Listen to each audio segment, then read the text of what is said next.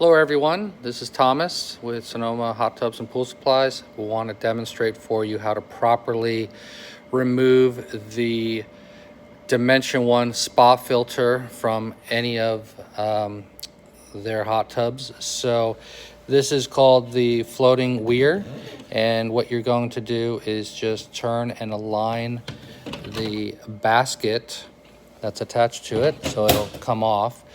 The filter itself actually locks in place, and so you're gonna turn it counterclockwise to loosen it up, and then just grab one of these four stand posts, whatever you want to call these things, so you can grab them. Notice here there's an on and there is an off arrow, and down inside of there is a filter screen which is designed to keep debris out, and also it will lock the filter down in place so that it's seated properly.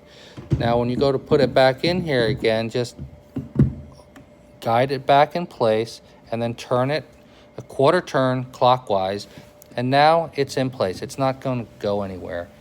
And you set it back in place again.